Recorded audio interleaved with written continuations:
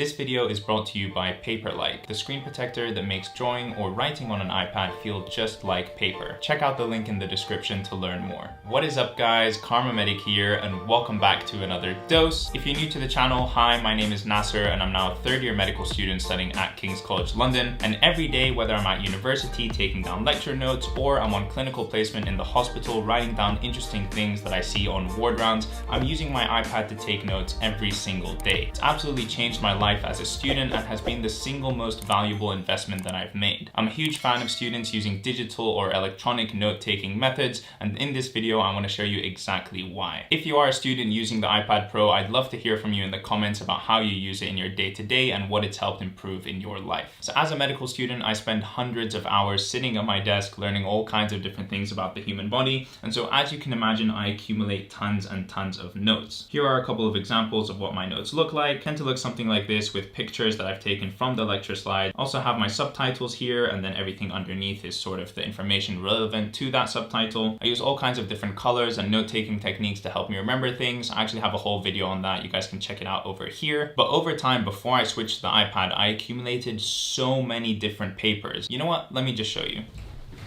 These are all the notes that I wrote during my university years at the University of Toronto. So this is my first year of medical school. And then these are all the notes that I wrote when studying for the MCAT. Hundreds and hundreds of pages of handwritten notes. These three big and heavy folders, which you really can't take anywhere with you. The iPad can fit probably 20 times as much information as this, all in one tiny thin electronic device. As much as I am neat and organized and I do everything in a very specific way, it's still difficult to go back through these paper notes and find anything that I need. And that's another thing that the iPad is amazing for. You can literally just Control F your whole iPad. You can find any word that you've written from any piece of notes anywhere. Let's say somewhere in these notes I want to find where I talked about bronchoconstriction. So I can go here and I can search bronchoconstriction. And even though my handwriting is absolutely horrible, over here I found there, bronchoconstriction. Where am I going to find bronchoconstriction in all of these papers and handwritten notes? That part of using an iPad honestly cannot be understated for university students. Anyways, let's put this away. It's taking up too much space.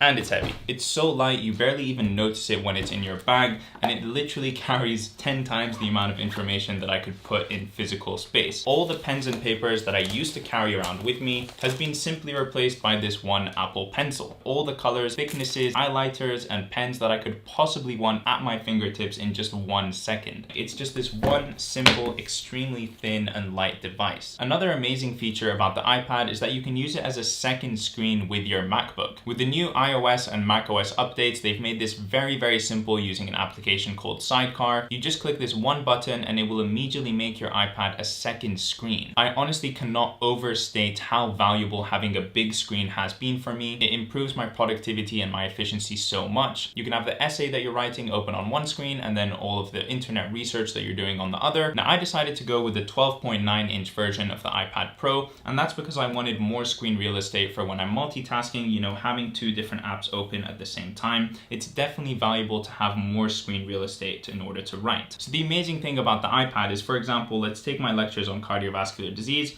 Let's go to lecture 01. So this over here is the equivalent of one piece of paper. And especially if you hold this in portrait mode, you can see that this is the exact size of an A4 piece of paper, which made the transition for me from writing on paper to going fully digital in my life so much easier, and it felt so much more natural. Something else that really helped with that natural transition was the Paperlike screen protector. Besides actually protecting my screen from any scratches or fingerprints and things like that, it actually feels like you're writing on paper, which is just huge. And that's made my transition to digital note-taking just so much more smooth, feels so much more natural, and it's as if nothing has changed. I've just gained all of the upside that comes along with having an iPad. It feels familiar, it feels easy, and it eliminates that feeling of you writing on a slippery slab of glass. And that's honestly made my experience of taking notes on an iPad so much better. I'm really, really enjoying it. If you guys want to learn more about the Paperlike screen protector, you can check out the links in the description down below. If you're actually using an Apple Pencil and the iPad in order to take your notes as opposed to typing on a laptop, then you're actually using your brain every single time that you write down a word. I know that when I was in lectures at the University of Toronto with my old laptop, I would literally just sit there, almost be falling asleep and just typing away whatever it is that I was listening to, whatever the professor was saying. I did manage to get down all the material that the professor was saying, but the downside was I was basically learning explain nothing. Now that I actually have to write out anything that I think is important, I actually have to use my brain to convert whatever the professor is saying into a nice, concise, and easy thing for me to write down, and something that I can actually remember. And another thing that I really appreciate about the iPad is that in the future, if you ever want to add in new information or you want to delete something that's old,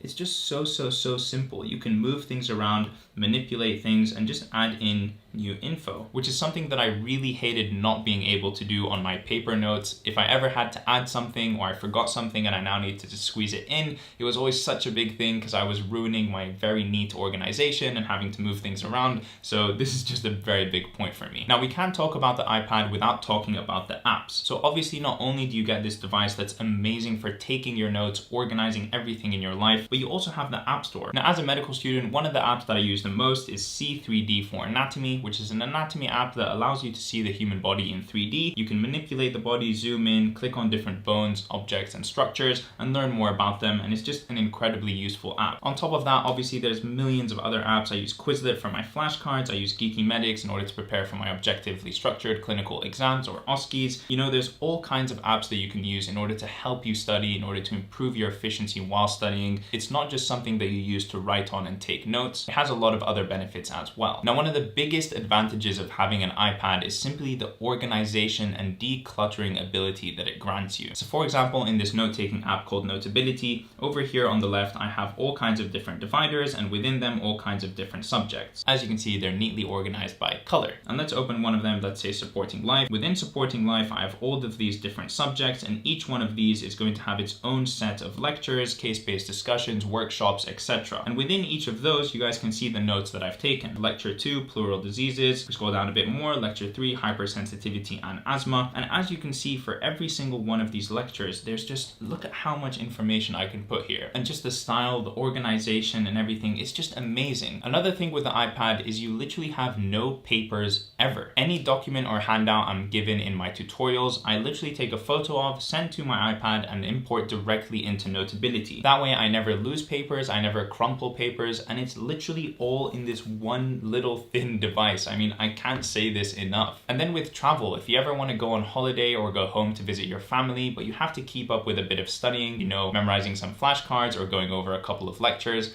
literally all you have to take with you is this. Before, when I used to travel home to see my family over the Christmas breaks, I would literally take 2 or 3 of these and revise from them. Even though I'm such an organized person, and trust me, I keep everything filed very well, this is still much less organized than my iPad. And this is much more difficult to look through and find the information that I really want. So it's also just amazing for travel. Another amazing thing about the iPad is that I know that I will never, ever lose my work. The note-taking app that I use, Notability, which you can watch an entire video on over here, I have on my iPad, on my MacBook, and on my iPhone. All of my notes will forever be stored online. I will literally never ever lose them. And if I want to access my notes anywhere in the world on any device, I can simply do that through OneDrive. So not only are all of my notes in one little thin device, but I can literally take them with me anywhere that I want, and I can access them from anywhere that I want. Back in the University of Toronto, 2 weeks before my final exam in 3rd year, I realized that I had lost one of these little paper bundles that I had made over the course of that year. And it was honestly so devastating. Those notes were gone forever, and I had to literally relearn and restudy so much material because I couldn't go over it quickly using my notes. It was a horrible experience, and to know that that will never ever happen with something like my iPad is just very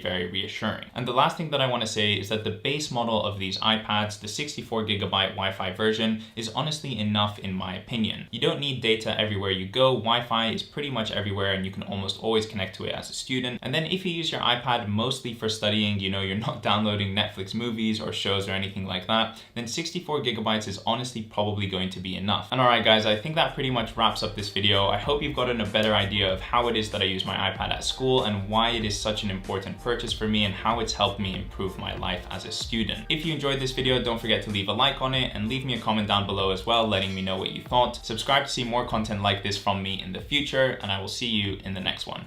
Peace!